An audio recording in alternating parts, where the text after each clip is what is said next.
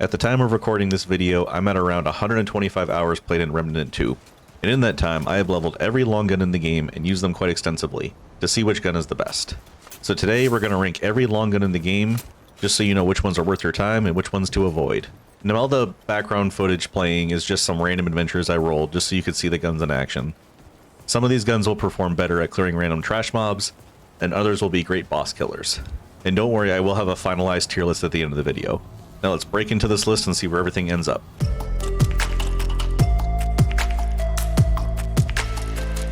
Starting up the tier list, let's talk about the bows.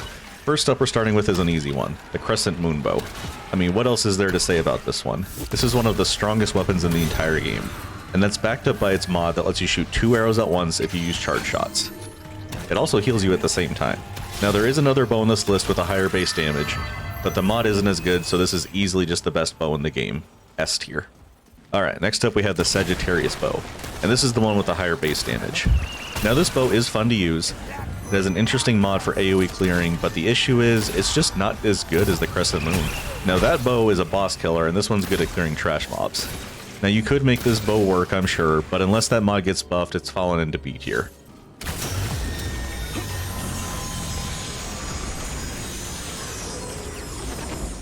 Next up in the bow list, we've got one that doesn't actually come with a mod at all. This is going to let you slot whatever mod you want in here, and honestly, that's kind of its downside. It doesn't have a cool, unique mod to differentiate it from the others, and the casting speed switching back and forth between certain mods with bows is staggering. While you could throw something like Hotshot on here and be a flaming archer, it's just not worth using over the other two bows. And honestly, it's not worth using over much of the weapons on this tier list. This is C tier. Last up in the bows, we've got the Crossbow. Now it is cool that they've added something like this to the game, however it kind of missed the mark. Slow firing, even with the Archer's Crest, it definitely feels like the worst bow on this list.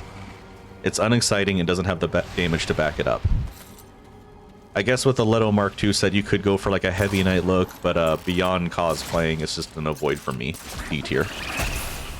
Next up we have an interesting boss weapon, the Aphelion, that shoots out horizontal waves of energy that can hit multiple targets at once. And on top of that, it even shoots out black holes that explode, dealing extra damage. Sounds amazing, right? No. This gun has a severe lack of damage, despite being very cool and unique. This weapon seriously needs a damage boost somewhere to make it even halfway decent. This is an F tier weapon. Alright, now we're getting into my personal favorite guns, the full auto rifles. And first up, we have the Blackmaw AR-47. Now this one has the smallest magazine size of the three we're going to go over, but don't let it fool you. This thing can still pack a punch in short bursts between reloads, and easily carry you all the way to the end of the game. And the best part is it's a starter weapon, so you can buy it right away in Ward 13. This is just an all-around good weapon, B tier.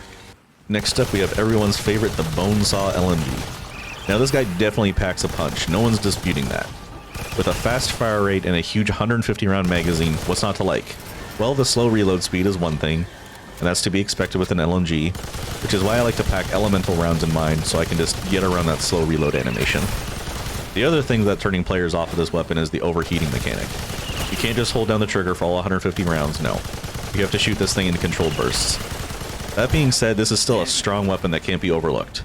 A tier. Finally, we have the fan favorite, the Chicago Typewriter. This one's a good middle ground between the three full auto rifles. A bigger magazine size than the Blackmaw, no overheating like the LMG, and the damage ain't bad either. Slap on some elemental rounds and you'll be good to go all the way through Apocalypse on this one. Of the three, this is easily my favorite, but to be objective, I gotta place it just behind the Bonesaw, so it's also in the A tier. Alright, now let's talk about a gun that's getting a lot of high praise, the Deceit sniper rifle. Now I'm a fan of this gun. When it works, it has insane numbers. Its weapon mod, the Ouroboros, lets you hit an enemy anywhere as a weak point. Now that is kind of insane. The only catch is they have to do a melee attack facing them to trigger the effect, and that's where it's kind of tedious. Now don't get me wrong, you can clear Apocalypse easily with this gun, but it wouldn't be my choice for just clearing out random dungeons. That being said, it's still an S tier weapon. Okay, so next up we've got 5 unique shotguns in a row, and I will say I'm kind of impressed with the range of these in this game. It's closer to a true shotgun than a video game one that shoots marshmallows past 5 meters. Kicking us off, we have the AS-10 Bulldog, which kind of reminds me of the AA-12 from COD or Spec Ops.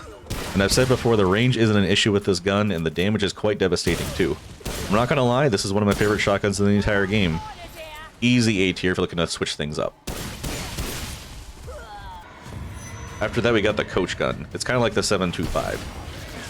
It holds just 2 shells at a time, but the damage can be kind of high. Now, I know I'm going to get some flack for this, but the small chamber size is kind of what's turning me away from this gun. Now, you could run something like the Bandit Mutator to gamble a bit, try to get some extra shots in before the reloads. But I think if you're going for an all-around shotgun build, you can do better. There, I said it. I'm going to put this in C tier.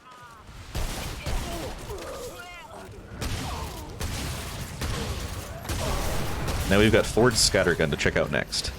Now I kind of like this gun. It's kind of in the middle between the Bulldog and the coach gun. A bigger magazine size, but a slower fire rate as you have to rechamber after each shot. It's not the slowest thing in the world, but it is noticeable. Can't deny the damage though. This is one well-rounded shotgun. I'm gonna put this into B tier. Alright, now we've got an interesting one, the Sporebloom. This is a 1-round chamber, meaning you have to reload after every single shot. And I know what you're thinking. I'm already off of it, but hold on a second. The damage versus bosses can be kind of insane. I don't think we can overlook this just yet. If you haven't unlocked, maybe level it up, give it a go, see if this is something you want to try for yourself.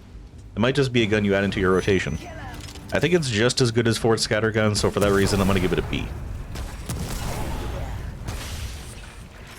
Last but not least for shotguns, we've got the Repulsor. Now I'm not going to lie, the mod is kind of whatever. You can put an enemy into stasis for a few seconds, making them invulnerable, so they can't attack and you can't attack them. It's a good crowd control weapon, and if you're in normal shotgun range, it can be a lifesaver in higher difficulties. It isn't going to do anything against bosses though. But that being said, the damage is there. And the thing just looks cool too.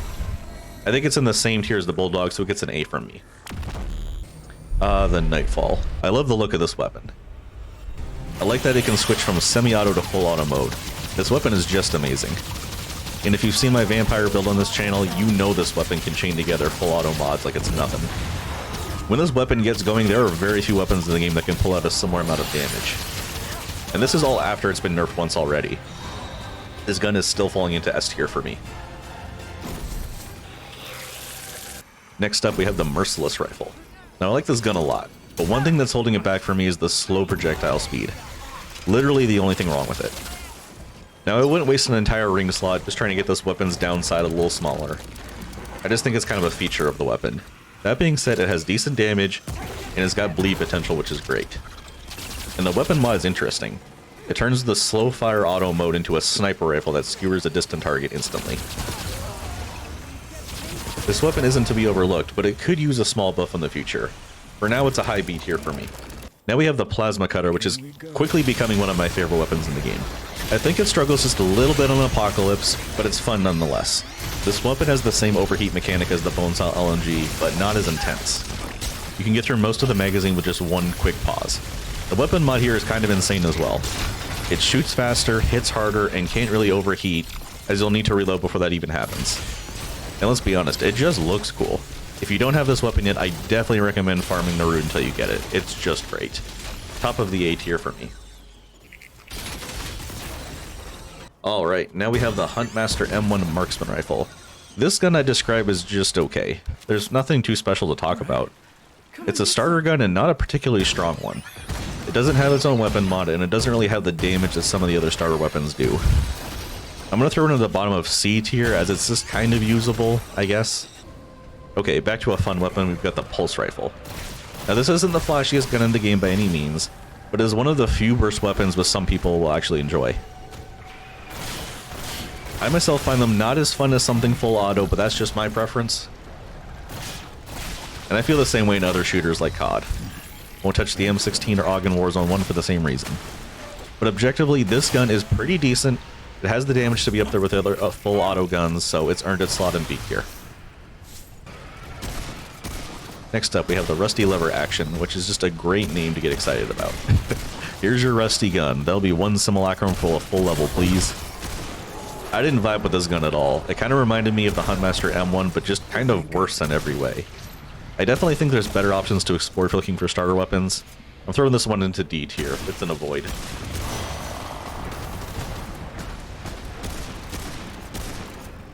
Okay, next up we've got another unique weapon that looks like it's straight out of the Dead Space remake. and that is the Twisted Arbalest. This weapon shoots out saw blades that can ricochet and hit multiple enemies between reloads. Here's the thing though, the weapon is complete randomness. Sometimes you'll hit enemies and clear an entire room like it's nothing, but most of the time you'll hit one enemy and either completely miss the ricochet or hit one more additional target. And yeah, I've seen the video of the guy hitting 50k DPS against the Root Nexus, and while that's possible, it's not really based in reality. If you've got the luck of the Irish on your side, run this weapon, but for everyone else, it's an F tier. Okay, now we've got the single-shot sniper rifle, the Widowmaker. Now, I kind of like this weapon in the first one. I could pick off distant enemies closing in while my teammates handle the closer ones. But honestly, reloading after every single shot is just killing me. At least with the Spore shot, you get close enough that you won't miss. But with the sniper rifle, every time you miss, you are costing dearly. I think if you want a long-range weapon, this just isn't it. D tier for me. Okay, now we have another weapon in the Huntmaster Rusty Lever Action family. This one isn't nearly as bad. I actually kind of enjoyed using this one. And I could see myself running this for fun every now and then. It's got decent damage, good fire rate, and most importantly, it's fun. I throw this in the same camp as the Huntmaster, maybe a little higher, but it's in C tier family for sure. Okay, the Starkiller Sniper Rifle. Now, I loved this one in the first game. It was easily one of my top 5 guns to use, so I don't know what the hell went wrong this time around. The 5-round magazine wouldn't be a problem if this thing did any actual damage. Now, normal body shots are abysmal, and the weak point hits are just not cutting it for this slow-firing weapon. And don't get me started on the mod, watch this.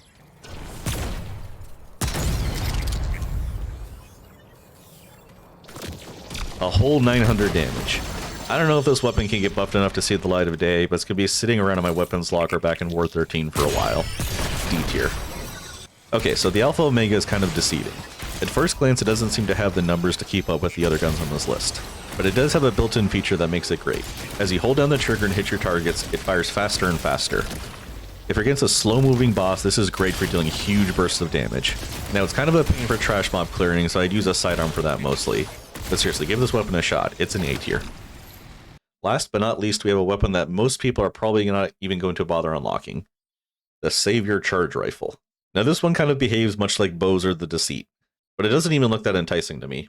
It's got a faster charge time than the bows, but the damage just isn't there. For clearing a hardcore veteran run, you think this thing would be better than it is. Unfortunately, it's just not really enticing me. I don't see myself using this very often, and it's going to fall into D tier for now. Alright, and that's going to wrap up today's video. Just want to take a little break from all the build videos I've been doing this month. Now, how did you think I did? Is there a weapon you think deserved a little higher up on the list? Let me know in the comments section. Love to hear what you guys have to think about this game. And hey, if you made it this far, consider subscribing so you don't miss out on any future Remnant videos. Alright, that'll do it for this video. Have a great day. See you in the next one. Peace.